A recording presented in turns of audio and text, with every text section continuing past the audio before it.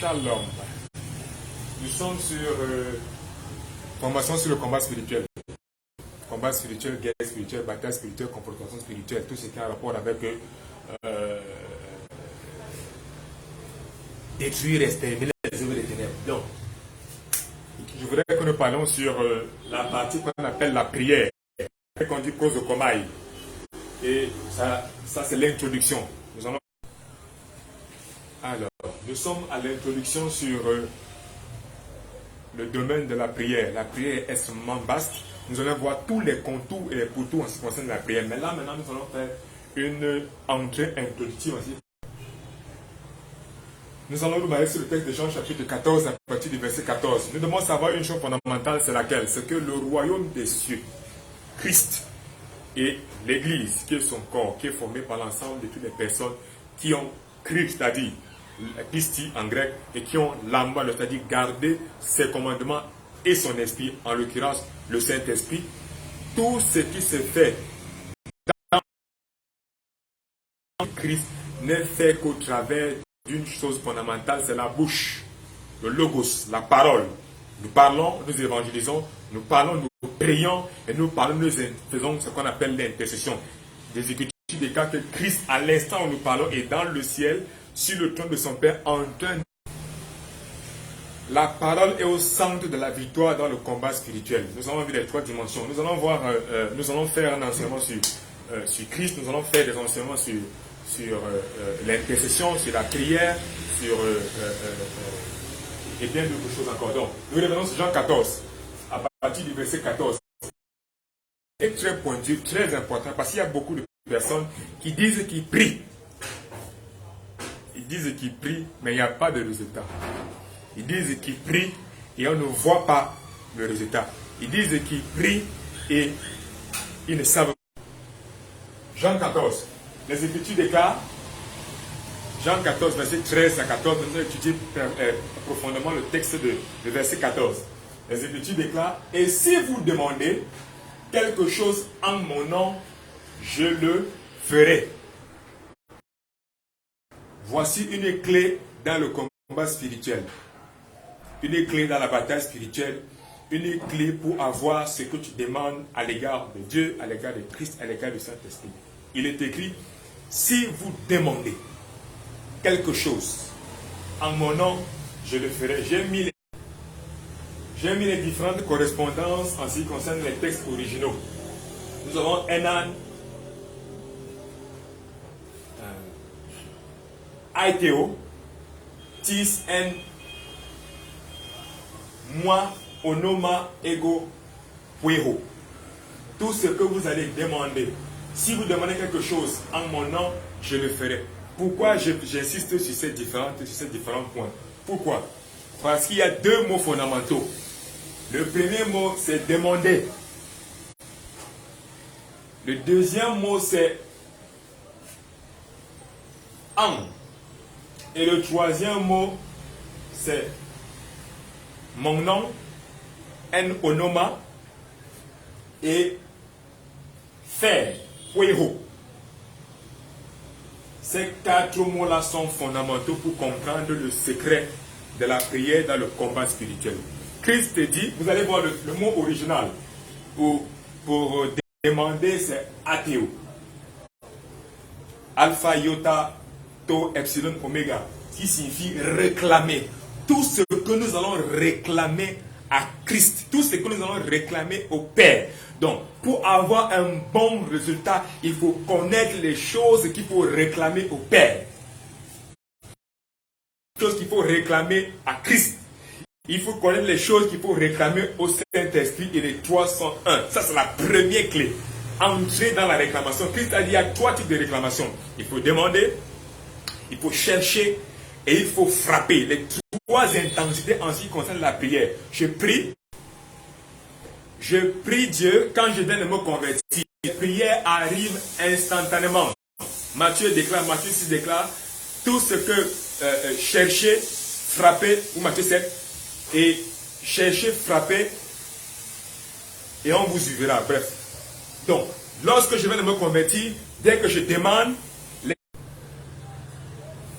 au fur et à mesure que j'avance dans ma conversion, dans le direct passé, nous avons vu les 6 clés pour faire un bon combat spirituel. La foi, pisti ou pistéo, la repentance, métanos, changement de mentalité. Et nous avons la conversion épistrophos, ça veut dire que se retourner. Au fur et à mesure que nous nous retournons pour avancer vers Christ, parce qu'il nous appelle, vers Dieu lui-même, parce qu'il nous appelle, la prière va aussi changer. Certaines choses que nous demandons, nous obtenons facilement, elles ne vont plus arriver de cette façon. Il faudrait maintenant que nous nous semblions dans le chercher, ou bien le frapper. Lorsque je vais commencer à frapper, les portes vont s'ouvrir. Cette deuxième dimension-là. Ensuite, au fur et à mesure que j'avance dans la conversion, c'est-à-dire qu'au fur et à mesure que je suis affermi, au fur et à mesure que je manifeste l'affermissement, Hébreu déclare, depuis vous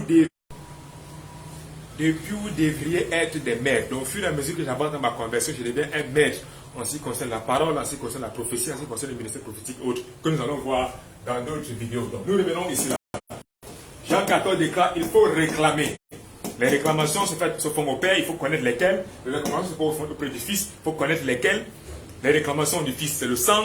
Les réclamations du Fils, c'est la croix. Les réclamations du Fils, c'est la parole. Les réclamations du Fils, c'est le dynamisme, la puissance, les miracles et tout ça. Troisième, c'est en mon nom. En mon nom. On ne prie pas par le nom de Jésus. Je répète, on ne prie pas par le nom de Jésus. Le manuscrit original dit N, epsilon, nu. Epsilon nu, qui signifie dans. Vous allez voir dans la traduction anglaise, c'est-à-dire la King James, on met in the name. En anglais, in signifie dans. In the name of Jesus. On prie dans le nom de Jésus. Ça, c'est encore une clé. On ne prie pas par le nom de Jésus, mais on prie dans le nom de Jésus. Or, il y a un problème au niveau du nom de Jésus. Le nom de Jésus, nous allons voir ça dans un thème spécial en ce qui concerne le nom de Jésus. Mais vous devez savoir que Christ a un nom qui a 3 formes. C'est un nom hérité, c'est un nom qu'il a acquis, et c'est un nom on appelle ça comment? Un nom de confrontation. Ça veut dire qu'il a acquis en devenant héritier auprès du Père. C'est un nom de confrontation. Ça veut dire que le combat qu'il a fait avec les œuvres de ténèbres, 1 Jean chapitre 3, on dit il est venu. Ce qui a permis, selon Éphésiens chapitre 1, qu'il soit au-dessus de tout nom. Donc, le nom de Jésus-Christ, tout ce que vous allez demander, réclamer dans le nom de Jésus-Christ. Or, quel est le nom de Jésus-Christ?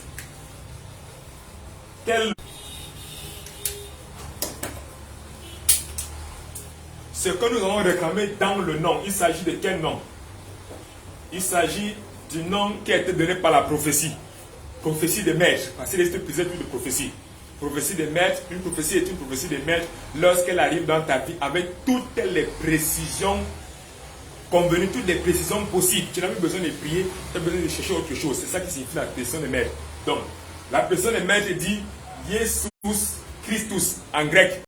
Et le Jesus Christus, c'est-à-dire le nom, ce nom-là, Jesus Christus, vient du mot hébreu qui signifie Yeshua.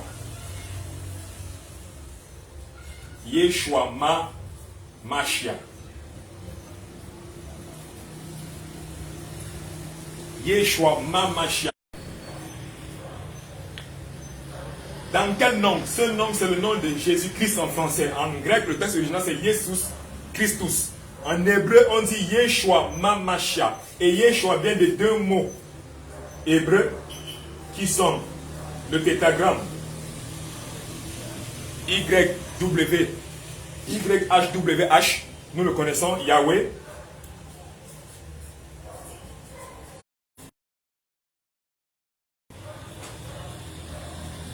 Et nous avons choix. Donc, le nom dans lequel on dit dans le nom de Jésus, dans, en grec, on dit en, en français on dit en. Dans la version King James, on dit in.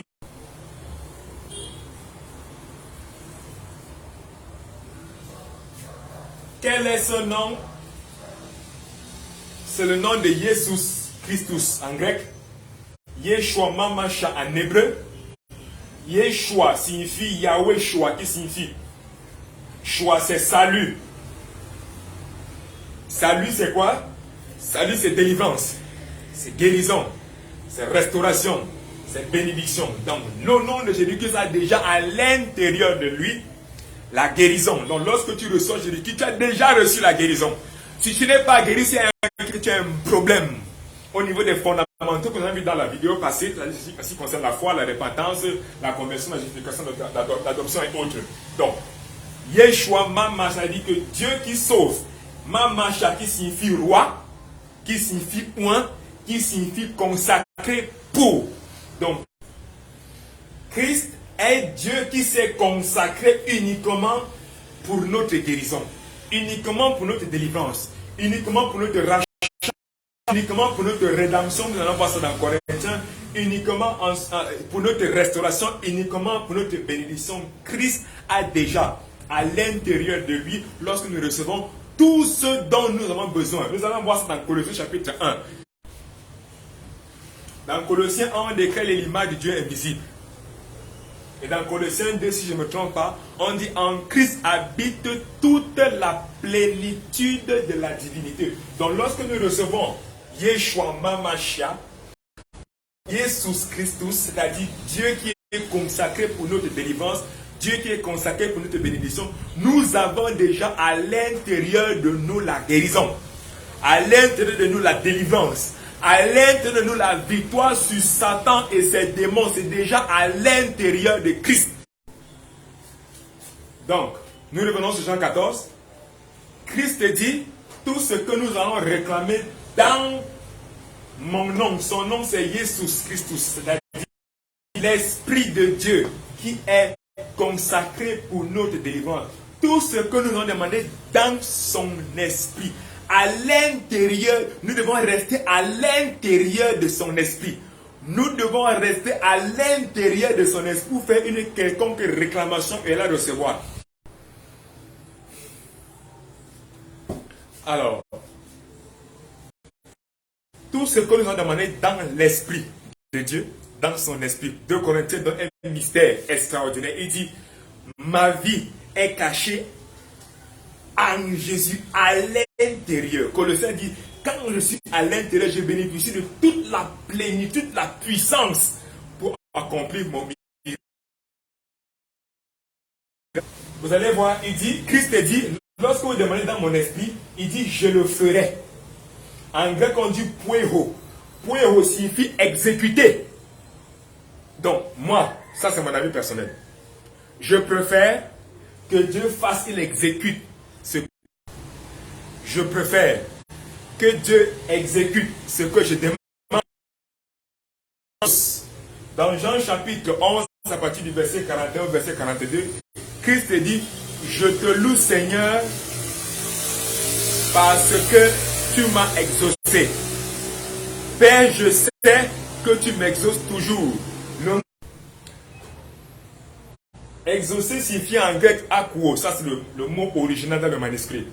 Et ce mot akouo signifie entendre 299 fois. Entendre 28 fois. Personnellement, sur mon avis, je préfère que Dieu me pueho, c'est-à-dire qu'il fasse ce que je lui demande, ce que j'ai réclamé, au lieu qu'il m'exauce, qu'il m'écoute. Je n'ai pas besoin que Dieu m'écoute, mais j'ai besoin que Dieu fasse, qu'il exécute, qu'il bâtisse, qu'il mette sur pied, c'est-à-dire en grec pueho, en français faire, qu'il mette sur pied ce que j'ai réclamé par son Esprit Saint, ce que j'ai demandé par son Esprit Saint de manière ponctuelle. Alors maintenant, nous allons appliquer cette phase introductive en ce qui concerne la prière. Christ dit, vous devez demander, réclamer. Vous devez réclamer en onoma Jesus Christus. En onoma Jesus Christus. Dans l'esprit de Christ. Dans le nom de Christ. Dans l'esprit de Christ. Et lorsque nous le réclamons, il déclare, il va pouvoir. Alors nous allons appliquer ça directement. De manière simple. Alors, je ne connais pas la maladie que tu as ou que tu pourras avoir, parce que cette vidéo sera propagée. Je déclare maintenant, dans l'esprit de Christ, tu reçois ta guérison au nom puissant de Jésus-Christ. Peu importe l'envoûtement que tu pourrais avoir, je déclare que cet envoûtement est brisé. Peu importe la malédiction, elle est brisée dans le nom de Jésus-Christ, au nom puissant de Jésus-Christ.